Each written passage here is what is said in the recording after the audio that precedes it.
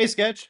Hey Tay, so we just finished up Ranking of the Kings episode 15, The Order of the Underworld Knights. A little bit of a weak episode, let's get down to it. So to start off, we start where we left off in the last episode with Boji and company up above and saying like, oh hey, the Chimera have been under control, let's take them back to the Underworld. There's also an Underworld gate below the castle, let's take them there. So then we cut to below the castle towards Domas and Rokuro. Domas tells Rokuro to hide and cover him with the crossbow because the Order of the Underworld Knights have come. So they bust down the door, they talk to Domas, and they don't really go anywhere with the discussions. They don't really say what they're here to do. They kind of just insult each other, say, hey, you're in my way, get out of the way, or I'll cut you down. No, you're not going anywhere, blah, blah, blah. Domas does a smart thing, seeing that he's vastly outnumbered. He runs up the stairs and he fights the knights where they can only attack him from one direction.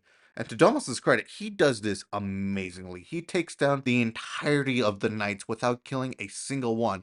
Up until King Dacia comes. King Dacia comes, squares up with Domas, and Domas is like, oh man, this is King Dacia. He's almost as strong as King Boss. Maybe even a little bit stronger with how Boss is now. So he strategizes, he has his sword ready. King Dacia just has his massive club in his hand walking forward for you. He swings his club with such blinding speed, Domas doesn't even process what's happening. All he knows is that the club is next to his head with the spike next to his eye. Before Domas can even do anything, Dacia just straight up soccer kicks Domas right in the nuts. Goes down instantly, like a bitch. I would. Wouldn't you?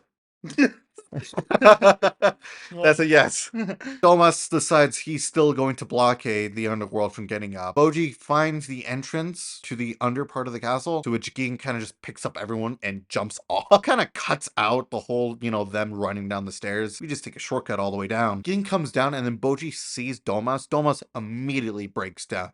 He's sobbing, he's crying. Boji almost has an emotional panic attack at seeing Domas. He's conflicted, he's resentful, he's hateful at Domas, but that's not really the Boji we know. After kind of failing to take control of his emotions, Dacia commands the Underworld Knights to apprehend Gigan. Gigan then attacks. Boji gets his sword to try and defuse the situation. Kind of fails at this immensely. Domas throws himself off the stairs in an attempt to kill himself, just smacks himself in the head and fails to kill himself because apparently his body's well too trained. thought it And was only one flight of stairs. fair enough, but if he was a normal person, that'd probably kill him. At least hurt. Well, he's hurt. Dacia then just throws a lightning bolt at Gigan. Gigan goes down. Dacia finally says what he's here for. He's here to take back the prisoners and to take out Moranjo. Well, before we go over our favorite scenes, hit that subscribe button like Deja hit Domus in the balls one time really hard. I mean, all it really takes is one. Really quick, I want to go over the fight scene that Domus has on top of the stairs. It's a 3 versus 1, then it becomes another 3 versus 1 with crossbows shooting at him. And this scene looks amazing. It does a great job at showing Domus's strength, and the animation looks pretty cool. The 3 knights in front of him, blocks 3, cuts off the arrows, blocks 3, cuts off the arrows, does it over and over again, takes them out. Basically, takes out the whole brigade. One-man armies the entire Order of the Underworld without killing any of them. At least one platoon until the second platoon comes in.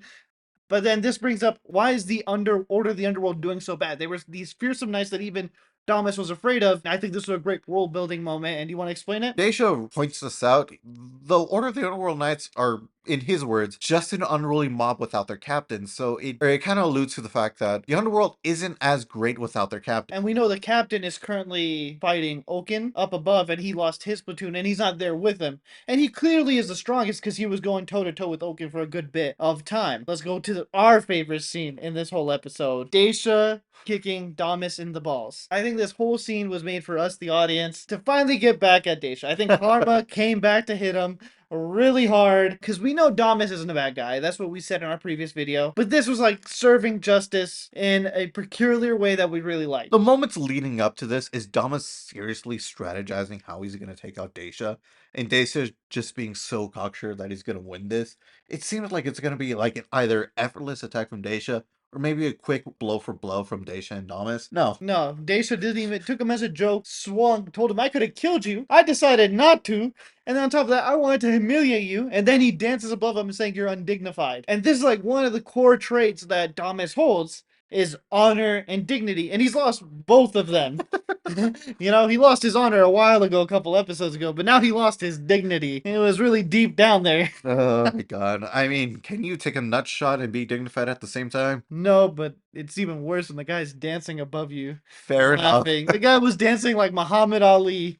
But another cool scene, Boji going down the stairs. Yeah, so Gigan kind of just scoops up Kage and Boji and just jumps down the stairs. And I think what makes this scene great isn't it? It's a great animation or a great perspective. It's just a twist on the story. We thought we were gonna sit back and watch Boji walk down like the way he rode on the horse to save Healing. That by the time he got there, it was gonna be really dire and he was gonna be the hero. But no, he got there instantly. Thanks to Gigan, he's already putting his loyalty to the test. Speaking of the episode on the conflict, what do you think about how the fight started? It was a little bit contrived. Yeah, the fight was very overblown. Like the fight didn't need to happen. It just seemed like a story beat that they wanted to play because there was nothing else for them to do for that whole episode. Domas doesn't say why he's down there for. He states who he is, and he has the wherewithal to not kill anyone because he doesn't understand the full situation. But at the same time, it's not all right. Who are you here for, and who is it you're actually after? And the Order of the Underworld Knights do the same thing. Also, don't want to kill anybody. But then why are you guys fighting? Are you having a conversation or are you not going to have a conversation? Because right now you're trying to do both. You're trying to make this episode exciting, not so much.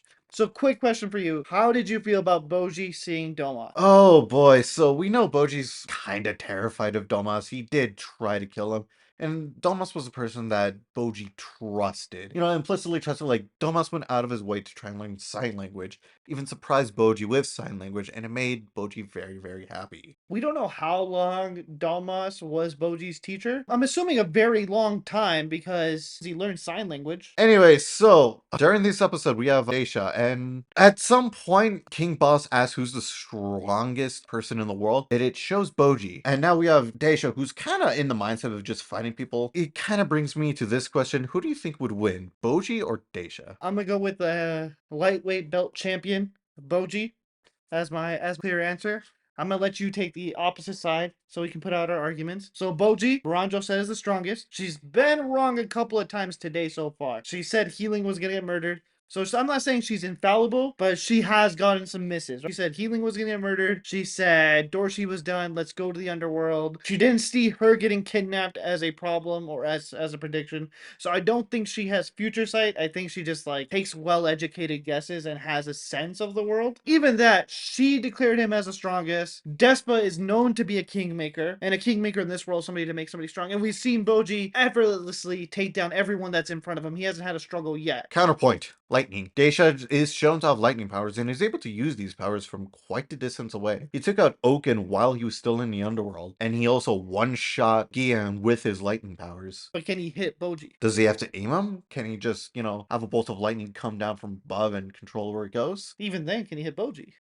I think he can. Because this all comes down to who gets the first hit off. Both of their attacks seem like one-hit KOs every time they're used. Desha has taken out Oaken in one hit, who is immortal. He's taken out Gigan in one hit, who's a giant ogre, and Boji has similar claims to fame. He's taking Gigan out in one hit. So if Boji gets to Desha first, Boji wins. So I guess it's just speed versus speed. Who's faster? But it could come down to anything else. But this brings up another question. That underworld door that Desha goes through, who installed it? Did Desha install it and let it happen? Or did somebody else install it and he let it happen? I think Miranjo was the one who established that underworld door to, like, get everyone through. My guess, the underworld door was installed by Desha himself in a peace treaty kind of manner. Because he doesn't seem like his objective was to go through the underworld door and destroy it. It doesn't even seem like it was Domus' objective to go to the underworld door and destroy it.